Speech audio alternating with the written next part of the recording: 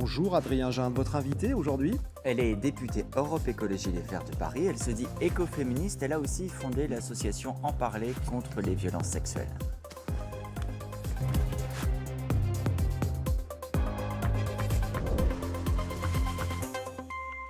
Bonjour Sandrine Rousseau. Bonjour. Merci beaucoup d'avoir accepté notre invitation. On l'entendait à l'instant, il y avait du foot hier soir, demi-finale de la Coupe du Monde, France-Maroc, victoire 2-0. Les Bleus sont donc qualifiés pour la finale. Est-ce que vous vous en réjouissez ? Ah bah bien sûr, bravo à eux et félicitations. Après, je ne me réjouis pas de la Coupe du Monde au Qatar, je ne me réjouis pas de son empreinte écologique incroyable. Je crois qu'on va atteindre les 18 millions de tonnes de carbone émises lors de cette Coupe du Monde. C'est vraiment faramineux, c'est écocidaire, c'est extrêmement dangereux. Il y a 6000 personnes qui en sont mortes. Et puis il y a toujours cette question des droits des personnes LGBT.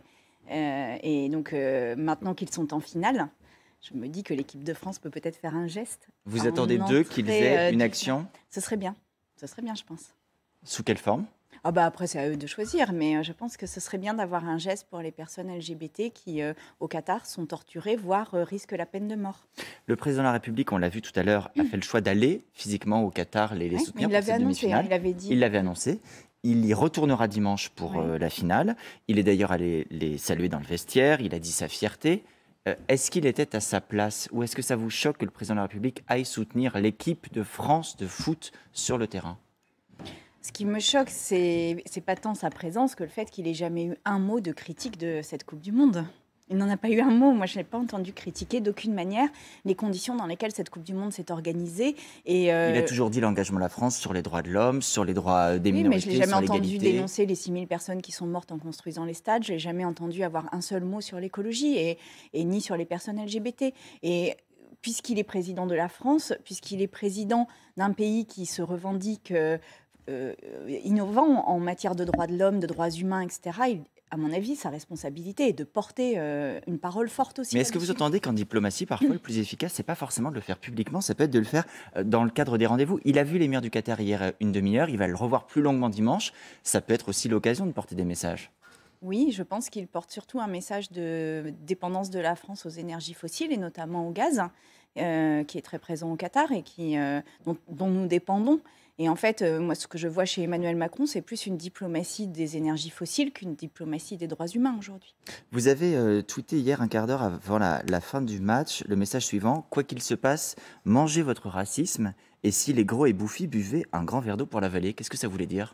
Parce que j'avais été choquée par ce qui s'était passé après la victoire du Maroc en quart de finale, où j'avais trouvé qu'il y avait des propos dans l'espace public qui étaient des propos d'ordre raciste. Et je crois que là, précisément, il fallait tenir le fait que, quelle que soit l'équipe qui gagne, que c'était le Maroc ou que c'était la France, eh bien, il fallait tenir la décence et ne pas laisser libre cours aux propos racistes. Et d'ailleurs, je crois que hier soir, sur les Champs-Élysées et dans d'autres villes en France, ont été arrêtées des personnes qui sont arrivées avec des armes pour en découdre avec notamment les supporters marocains. Et ça n'est pas possible. Ça n'est pas possible, il faut le dénoncer et j'espère que le ministre de l'Intérieur le dénoncera fermement. Effectivement, vous avez raison, il y a eu plusieurs dizaines d'interpellations, donc le travail a été fait, notamment de militants de l'extrême droite. Venons-en à une affaire qui est à la frontière de la politique, mais qui concerne directement votre famille politique au sens large, la NUPES. Il s'agit du député LFI Adrien Quatennens, qui a été condamné mardi à 4 mois de prison avec sursis pour violence sur son épouse, ainsi que pour l'envoi régulier et malveillant de messages. Il s'est exprimé dans 2 interviews ces dernières 24 heures. Il dit que la gifle est un geste qui lui a échappé, qu'il a immédiatement regretté, qu'il n'est pas un agresseur, pas un homme violent. Est-ce que vous avez été convaincu par ces explications ? Je n'ai pas à être convaincu par ces explications. Il y a une décision de justice. Cette décision de justice dit qu'il est coupable. Il est coupable puisqu'il a eu 4 mois de prison avec... Ce qu'il reconnaît et qu'il admet sur le point précis Donc de la voilà, gifle. à partir de là, la question est quelle forme de leadership nous voulons en politique. C'est-à-dire mais qui veut-on qui représente le peuple français ? Et en l'occurrence, je pense qu'à gauche et dans l'écologie, nous avons beaucoup porté la question d'une forme d'exemplarité qui ne peut pas être parfaite, ça je l'entends. Mais là, en fait, on ne peut pas, le jour du jugement, commencer une réhabilitation. C'est-à-dire qu'il y a un temps pour pour la sanction judiciaire, politique, il y a un temps pour la réparation, et ensuite il y a un temps pour la réhabilitation. Un temps de décence. Et comme je l'avais dit à Adrien Quatennens lui-même, moi je suis vraiment très intéressée par travailler sur la question de la réhabilitation. Vous vous êtes parlé, Adrien Quatennens. Oui, pas là, mais il y a quelques semaines, 3 semaines, je dirais, peut-être quelque chose comme ça. Donc, depuis le début de cette affaire, depuis qu'elle a été connue publiquement. Nous avons échangé. Et je lui avais dit que moi, j'étais... parce que je pense qu'aujourd'hui, la question de la réhabilitation est vraiment un blocage dans le mouvement MeToo, parce que le bannissement fait très peur. Donc, si on veut débloquer les droits des femmes et si vraiment on veut avancer, il y a cette question de la réhabilitation qu'il va falloir traiter de manière sereine. Mais lui, il y a aussi remettre les choses à leur juste place. Il dit, j'ai pas eu besoin de mes camarades, il vous appelle mes camarades, Sandrine Rousseau et Clémentine Autain, il vous cite dans son interview, il dit, je n'ai pas eu besoin d'elles pour comprendre qu'une gifle était un problème. Lui, il dit, je connais les enjeux et je les maîtrise. Oui, très bien, je m'en félicite. Après, dans son interview, moi j'ai quand même entendu d'autres mots qui me font dire qu'il y avait quand même un climat de violence. Vous pensez à quoi ? Eh bien, d'ailleurs, j'ai amené le violentomètre, qui est quelque chose que j'invite vraiment tout le monde à consulter. C'est une échelle qui a été faite par le Centre Hubertine Clerc, qui a été soutenue par diverses collectivités et qui montre en fait la toxicité que peut avoir une relation et le degré de violence dans lequel nous sommes. Et par exemple, quand il y a être jaloux en permanence, vérifier les textos dans le téléphone et mettre une gifle, et ben vous voyez qu'on est déjà dans la zone rouge de la violence. Donc en fait, moi j'invite vraiment à avoir un positionnement politique là-dessus qui renvoie à une position de valeurs, nos valeurs à gauche et dans l'écologie, qui sont le respect des femmes, qui sont le fait que ce mouvement féministe n'est pas le mouvement de quelques-unes, mais est un mouvement social profond dans la société, que c'est une des luttes politiques les plus importantes et une des luttes sociales les plus importantes du moment, et que nous sommes les seuls finalement à défendre ces femmes et à défendre le droit des femmes. Il dit la gauche, c'est elle qui a défendu le droit à la réhabilitation, à la seconde chance. Dans son interview, on voit bien, il développe une idée, c'est l'idée d'une sorte de droit à la faute. Il dit, est-ce qu'on peut considérer qu'une faute caractérise un homme ? Une faute, il le dit plus tard, ne caractérise pas une personne, elle n'essentialise pas une personne. Il dit aussi, je ne crois pas qu'une faute puisse me résumer. Est-ce que vous considérez, vous, qu'il faut faire la distinction entre la faute et l'auteur de la faute ? Non, mais je suis d'accord avec ce qu'il dit sur le fait que ça ne résume pas une vie, mais... là où je ne suis pas d'accord, et je pense que c'est cela qu'il faut poser aujourd'hui, c'est que là, on a l'impression quand même d'une entreprise de blanchiment à l'instant même où le verdict a été posé. Une entreprise de blanchiment politique. Ou de la part de son parti. Voilà. Mais en tous les cas, une opération qui consiste à dire, ben voilà, il a toute sa place et tout. Non et non. Là, il a été condamné pour des violences conjugales à 4 mois de sursis. Ça n'est pas une petite peine, par ailleurs, mais quand bien même la peine aurait été plus faible, que ça n'est pas le sujet. Mais il a été condamné, et donc il y a quelque chose à poser de l'ordre du... Il faut que l'on montre qu'il n'est plus possible d'être en responsabilité politique et de faire comme si de rien n'était après des actes comme cela. Ça veut dire quoi politiquement ? Et c'est pour ça que je vous disais que je veux travailler à la réhabilitation. Mais la réhabilitation, elle nécessite 3 étapes. La sanction, qui doit être aussi politique, le temps de la réparation et ensuite le temps de la réhabilitation. Et en fait, il manque ce temps de la sanction politique et de la réparation. Quelle forme elle doit prendre, cette sanction politique ? Parce que lui, il a dit, dans son interview, « Je vais revenir à l'Assemblée en janvier ». Son groupe parlementaire, la France Insoumise, a dit « Il est radié pendant 4 mois ». Ensuite, on comprend donc qu'il réintégrera le groupe La France Insoumise. Une bonne sanction politique, ce serait quoi ? Moi, je pense qu'il faut qu'il démissionne et qu'il se représente devant les électeurs. Enfin, le contrat au nom duquel il a été élu est brisé. Et donc, voilà, il doit démissionner et se représenter. Mais s'il est réélu, cette affaire sera pardonnée et oubliée ? Ah, mais il y a ni pardon ni oubli. Il y a juste la nécessité en démocratie de réhabilitation de personnes qui ont payé leurs dettes à la société. Et là, moi, j'estime qu'on doit donner un signal fort en politique. En plus, LFI a quand même poussé la révocation des élus, par exemple. Ça faisait partie de leur programme politique. On doit pousser le fait qu'il y a un temps politique d'arrêt. Parce qu'en fait, ce qu'il faut comprendre derrière ça, c'est que quand on est violent dans une relation conjugale, conjugale, on est dans une position de domination. Et en fait, là, c'est comme si il refusait de quitter une position de domination politique. Et le signal qu'il y a à envoyer aux femmes, c'est que oui, il doit quitter cette position de domination, il doit réfléchir à la situation, il doit faire un vrai parcours personnel que manifestement il n'a pas. Il dit qu'il voit un thérapeute depuis un an. Oui, mais son interview hier montre qu'il y a vraiment beaucoup de choses encore qu'il n'a pas saisies dans le rapport de domination. Donc voilà, il a un travail à faire et il doit s'absenter de la politique pendant un moment et puis après on verra sur la réhabilitation. Et vraiment, je vous le dis très sincèrement, je serai la première à aider à une réhabilitation autant qu'il m'est possible de le faire, à condition qu'il y ait véritablement sanction. Cela n'est pas possible aujourd'hui de considérer que on a une peine, un plaidé coupable et que ça y est, on est quitte. Là, la question, c'est la représentation politique. On représente les hommes et les femmes. Il y a plus de 200 000 femmes qui sont victimes de violences conjugales en France. On ne peut pas passer l'éponge comme ça après une peine de sursis. Qu'est-ce que vous ferez, vous, quand il reviendra à l'Assemblée début janvier ? Rien. Enfin, qu'est-ce que vous voulez que je fasse? Je vais pas. Vous pourrez le saluer, participer aux réunions d'intergroupe avec lui, de la NUPES. Ce ne sera pas une difficulté. Step by step, je verrai ça à ce moment-là. Mais il y a Damien Abad aussi dans l'Assemblée. Et c'est pas simple. Voilà. Et dans les 577 Oui, alors là, députés, c'est carrément votre intergroupe et votre famille politique au sens large qui est concernée. Oui, alors moi, je suis pas dans l'intergroupe avec la NUPES, donc voilà. Et par ailleurs, on verra comment ça fonctionne. Mais vraiment, là, moi, j'appelle LFI. Voilà, j'ai pas de leçon à donner à la France insoumise, mais on a fait campagne tous et toutes, notamment sur le féminisme. On a fait campagne tous et toutes sur les droits des femmes. On a tous et toutes fait campagne sur le milliard d'euros pour avoir une véritable politique de lutte contre les violences faites aux femmes. Aujourd'hui, il faut donner des signaux que ça n'est pas à géométrie variable selon si c'est des personnes que nous connaissons ou pas. Comment vous expliquez justement cette réaction de la France insoumise qui, de ce que vous décrivez, est incohérente avec l'engagement politique qui a été pris ces derniers mois?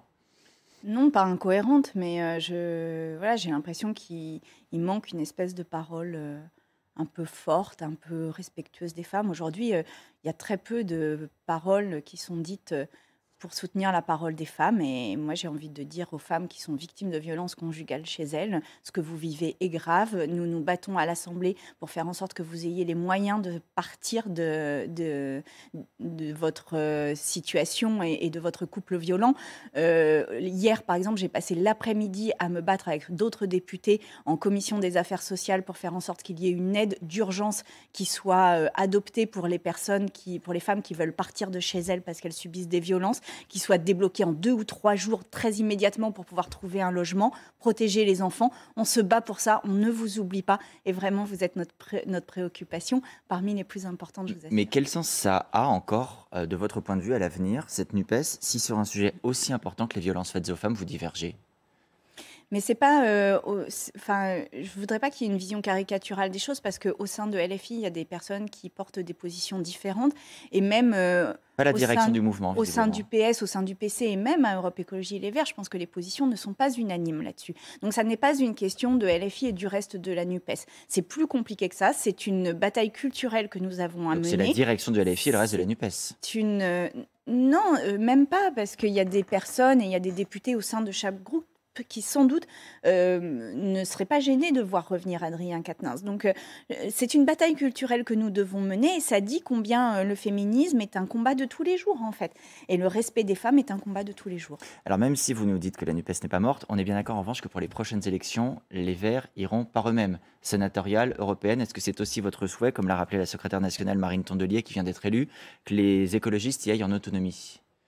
Alors, ça n'est pas ma position. Moi, je pense que la NUPES a porté un espoir, a suscité un espoir dans la société et que précisément nous devons l'entretenir et montrer aussi qu'elle ne dépend pas du résultat d'une élection et d'un homme à une élection, mais que c'est bien une dynamique collective. Après, si c'est la décision de mon parti, je la respecterai sans aucun problème. Juste, je dis, attention, peut-être qu'on pourrait réfléchir aussi à ce que ça générerait dans la société que de voir une gauche et une écologie qui... par-delà nos difficultés, arrive quand même à générer un mouvement. Donc vous souhaitez une liste d'union aux européennes?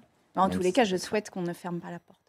On va en venir à une autre actualité, qu'aurait dû être l'actualité du jour aujourd'hui. Le gouvernement devait faire ses annonces sur les retraites, sur sa réforme. Ça a été décalé au 10 janvier, finalement. Est-ce que ce sera forcément non En lien avec la Coupe du pour Monde, vous? manifestement. Alors, le gouvernement n'a pas donné de raison officielle, mais le fait est que...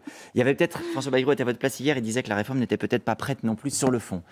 En tout cas, il y a une volonté qui est claire, allonger la durée du travail. Les modalités restent à préciser, âge légal, durée de cotisation. Est-ce que ce sera forcément non pour vous, cette réforme? 65 ans, oui. On ne peut pas travailler jusqu'à 65 ans. Et si c'est 64?